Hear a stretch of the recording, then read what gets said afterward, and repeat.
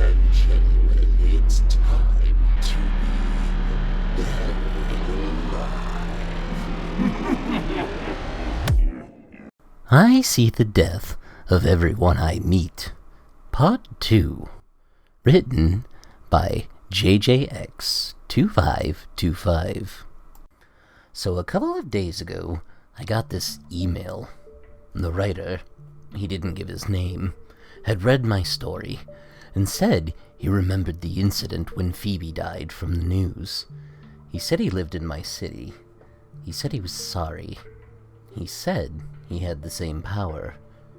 I wrote back, "Are you serious?" He said yes. We kept writing. He told me stories about his life. None of them were particularly happy. It would have been a miserable existence, even without his ability. Like this one passage. I was always sick as a little boy, forever coughing and wheezing and clutching my throat. It infuriated my father. I got the belt for it. He thought I was pretending, because the doctor said there was nothing wrong with my chest. Psychosomatic, he told my father, who translated it as weakness, as if a child would choke for intention. Nobody noticed how it was triggered by my brother's presence. When I was 12 and found him dangling in the garage, that was the day I realized I was gifted. I'm sorry. I've never told anyone this before. I thought you might understand. There were others as well, like the proposal he turned down because she smelt of carbon monoxide. I loved her, he said, but I couldn't live in the same house knowing. Stuff like that. We kept messaging. I haven't gone out much since Phoebe died. Having someone to talk to was nice. It was strange and morbid and overly personal, but at the same time, such a relief, knowing I wasn't alone. That even within the city limits, there was someone else going through the same thing I was. Eventually, he sent me this. "We need to meet. There are things you should know, and I can only tell you them in person. I know a good place." So that's how yesterday afternoon, I found myself sitting in a grubby little cafe on the wrong side of town. It was practically empty, probably why he chose it. Less death to deal with. I ordered a coffee from the smiling waitress. A stroke, alone in her living room, Storage Wars on TV. And watched the window. Someone touched my shoulder. "Are you?" a voice asked. I looked up. It was a middle-aged man, thin and shabbily dressed. His bald spot poorly disguised by a greasy comb-over. The death hit immediately. It was violent. Really violent. Some kind of blunt weapon shoved repeatedly into the abdomen. The sight of his own blood spreading across the tiles. The sound of a slamming door. It passed. He was studying my face. "So you sensed it?" he asked, sitting across from me. He was very soft-spoken. I nodded. "You too?" "Of course," he replied. The waitress came by and asked to take his order. "Tea," he said, not meeting her eye. She frowned at him, then shuffled away. "Storage Wars," he said, and his upper lip curled over so slightly in disgust. We talked for a long time in that little cafe, reminiscing about the people we'd lost. Well, I talked. All the things I'd never been able to discuss about came rushing out. He seemed content to listen, flinching every time someone walked past the table. Eventually, he spoke again. "We need to go somewhere private.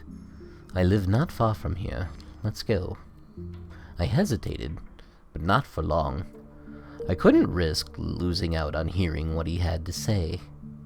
To have even the slightest understanding of my ability, the chance wouldn't come again. I agreed to come. He lived in a shabby apartment building a few blocks from the cafe. It was a real shithole. Every surface was peeling and moldy. The cheap yellow light in the hallway flickered on and off as we entered.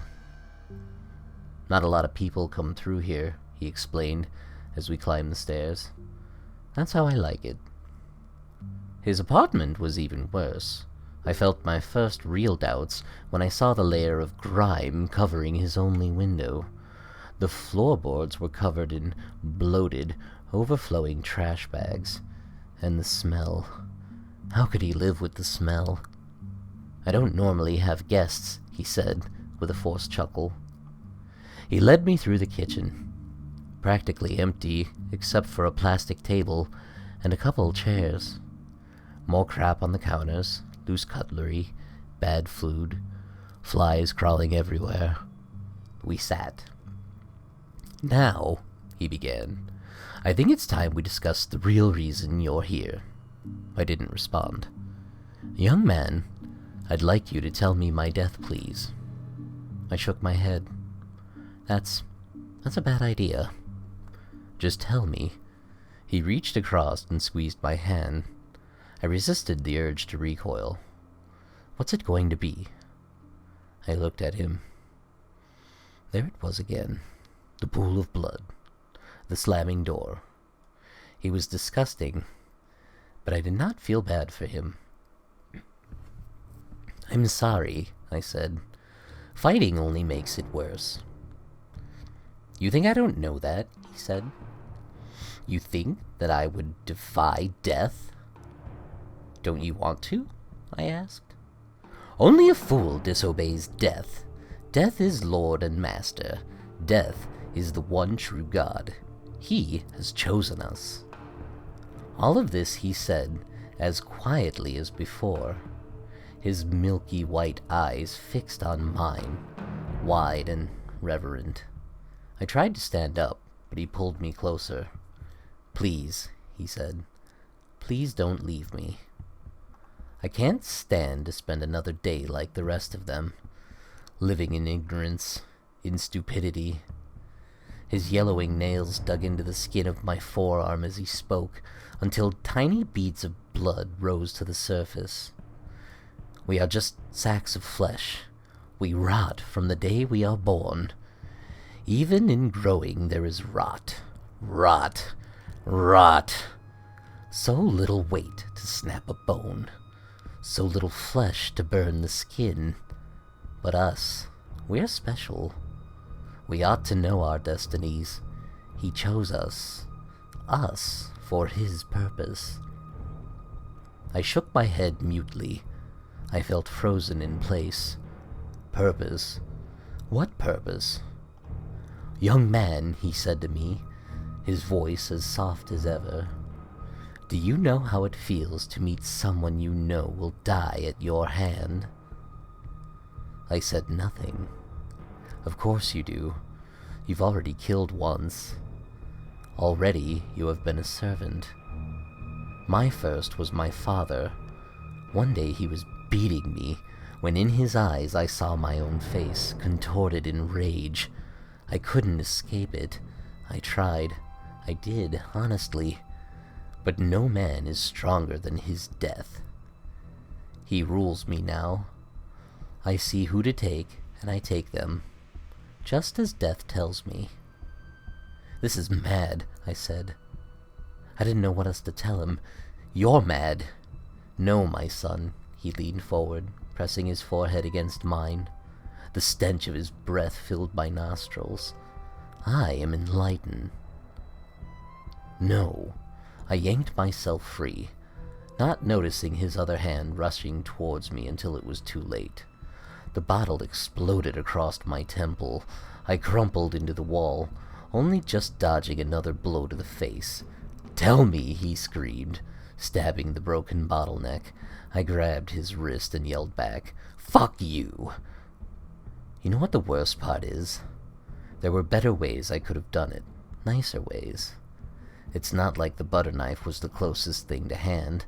I saw it lying on the counter and made a dash for it because I knew that was what would kill him. Not something sharp. not something heavy.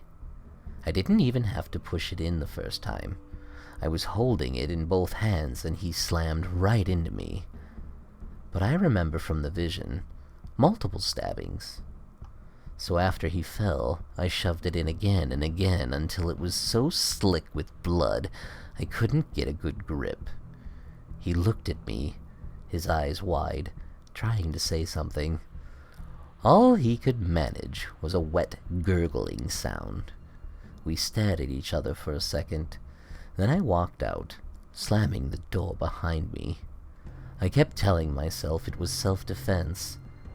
The first stab certainly was. But the second, the third, the fourth, the fifth? Anyway, that's all that happened. I'm not answering any more emails.